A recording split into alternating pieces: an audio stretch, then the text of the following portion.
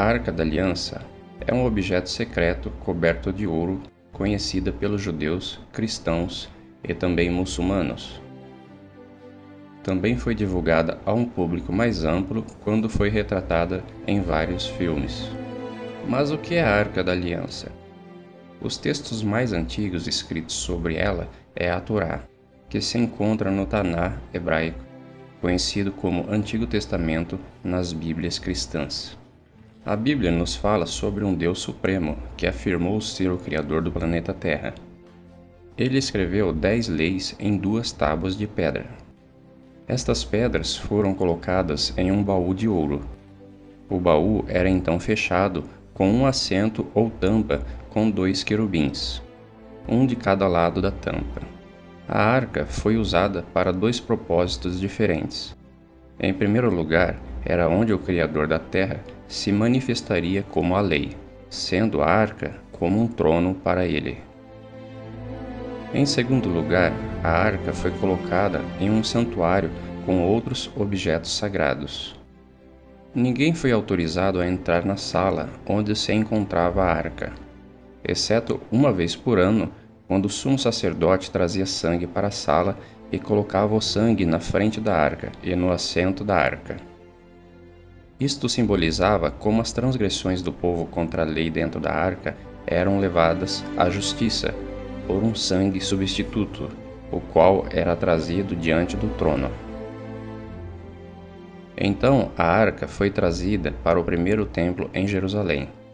Acredita-se que antes dos babilônios sitiarem a cidade e destruírem o templo, a arca foi escondida ou desapareceu. Desde então, muitos especialistas, teólogos, historiadores e arqueólogos têm se perguntado o que aconteceu com a arca e se ela realmente teria existido. Seria um fato ou um mito? Ninguém tinha permissão para tocar na arca. Em mais de uma ocasião, aqueles que violaram esta regra morreram de repente. A arca também seguia os israelitas para a guerra. Quando foi capturada por inimigos, eles foram afligidos por pragas até que devolveram a arca aos seus guardiões. Pensando ter poderes mágicos, ao longo dos anos muitos passaram a procurar pela Arca da Aliança, ou têm tentado entender o seu significado. Muitos fizeram réplicas dela. Alguns alegaram ter descoberto a arca, mas até agora ninguém trouxe evidências de suas descobertas para que pudessem ser examinadas. Mas alguém em particular se destaca de todos os outros exploradores, de uma forma e um coração especial.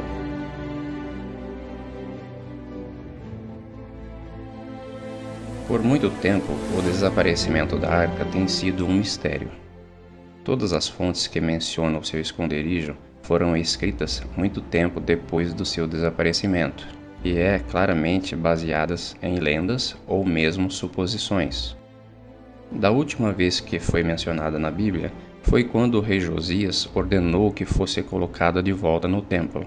Mas também sabemos que a Babilônia conquistou Jerusalém nos dias dos filhos do rei Josias, cerca de 35 anos depois.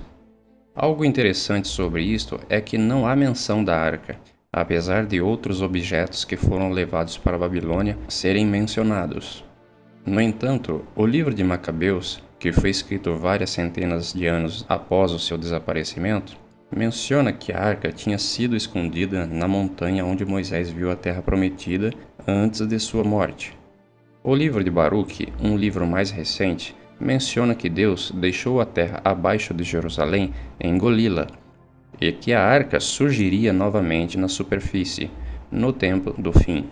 E na literatura medieval, menciona que a arca havia sido levada para a Etiópia. Algumas especulações do século XX incluem lugares como o Egito e até a Irlanda. Mas o que é a arca? E onde ela pode realmente estar? A principal função da Arca da Aliança era ser a sede governamental de Deus em seu templo terrestre. A arca tinha muitas funções fora do santuário, e não estava limitada a ritos de sacrifícios. Tanto dentro como fora do sistema do santuário, A arca era usada para defender o direito de Deus como juiz e único Deus verdadeiro e rei de toda a terra. Este direito estava escrito na lei dentro da arca, que estipulava que ele é o Criador e que, portanto, a terra pertencia a ele. O Deus da Bíblia disse: "A arca do Senhor, o Senhor de toda a terra." Josué capítulo 3, versículo 13.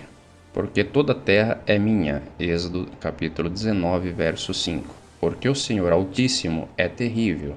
Ele é o grande rei sobre toda a terra. Salmos capítulo 47, verso 2. É por isso que a arca lidera a guerra contra a cidade de Jericó. Embora esta cidade não o aceitasse como Deus ou suprema autoridade na terra, ele ainda poderia julgá-los e sentenciá-los. Embora Nabucodonosor, o grande líder da Babilônia, não adorava o Deus de Israel, tanto ele como outros reis de grandes nações naqueles dias ainda eram julgados por Deus. Os assírios, medianitas, cananeus, egípcios, etíopes, filisteus e muitas outras nações que rejeitaram a Deus como seu Deus, ainda eram julgados de acordo com o padrão de Deus. Quando o último rei da Babilônia zombou de Deus, com alguns dos objetos sagrados do templo de Deus, sua sentença foi dada pelo Senhor em forma de uma mão que escreveu seu julgamento na parede na presença de todos. Deus mostra que não importa a que religião ou grupo étnico que você pertença, você será julgado de acordo com o padrão do Criador, e não por sua própria norma moral ou padrão moral da sua cultura específica. Uma das funções da arca era ir diante do povo de Deus no deserto, levando-os ao seu lugar de descanso. Ela estava presente quando houve uma disputa sobre a autoridade dos escolhidos de Deus, e isso tinha que ser resolvido. A arca foi adiante deles no rio Jordão, e assim o rio se abriu milagrosamente para o povo, permitindo-lhes passar o rio para outra margem. Participou da confirmação da aliança entre Deus e Israel no Monte Ebal. O mesmo quando Israel falhou com Deus e foi conquistado pelo inimigo e a arca foi tirada deles. Deus usou a arca para julgar os filisteus e humilhar seus deuses, para que fossem forçados a devolvê-la. Nesta situação, Deus usou a arca como um símbolo de seu reinado. Mesmo quando Deus não protegeu seu povo apóstata, ele protegeu a arca, pois representava sua autoridade. Isso deixou claro que nenhum homem precisava protegê-la, e que o próprio Deus iria mantê-la a salvo de tudo por si mesmo. Isto também elimina a possibilidade de que a arca tenha sido destruída. A arca tem sido o trono de Deus na terra, e a Bíblia diz que seu trono, ó Deus, é para sempre. Enquanto Jeremias tinha acabado de testemunhar Jerusalém e o templo sendo destruídos, ele tinha algo totalmente diferente a dizer sobre o trono de Deus. Tu, Senhor, permaneces eternamente, e o seu trono subsiste de geração em geração. Então, o que realmente aconteceu com a arca? Deus disse a Jeremias que a cidade e o templo seriam destruídos. Ele estava preparado junto com muitos outros, e o mais natural a fazer era esconder o objeto mais sagrado, a Arca da Aliança. Uma palavra profética para o tempo do fim na Bíblia pode nos dar uma pista de onde a arca surgiria. E muitas nações virão e dirão: Vamos subir para o monte do Senhor, porque de Sião sairá a lei, e de Jerusalém a palavra do Senhor. No século XIX, a arqueologia teve seu início quando vários estudiosos foram fazer pesquisas em ruínas encontradas no Oriente Médio. Desde tumbas e templos no Egito, há registros históricos e cidades bíblicas na Mesopotâmia e na Palestina. A Bíblia mostrou ser um livro preciso historicamente, comprovando cidades e nações antigas mencionadas ali.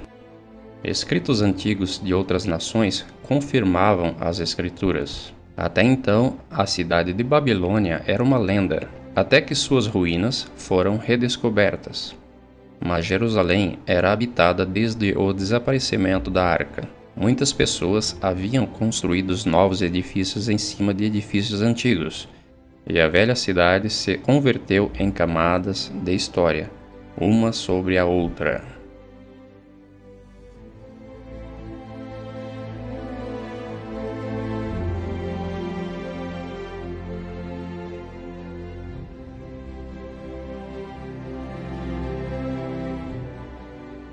Em 1854, um missionário, James Barclay, caminhava perto das antigas muralhas de Jerusalém, quando ele tropeça na entrada de uma grande caverna debaixo da cidade antiga, cheio de túneis e aberturas. Estavam fechadas por séculos e teriam o comprimento de 5 quarteirões da cidade.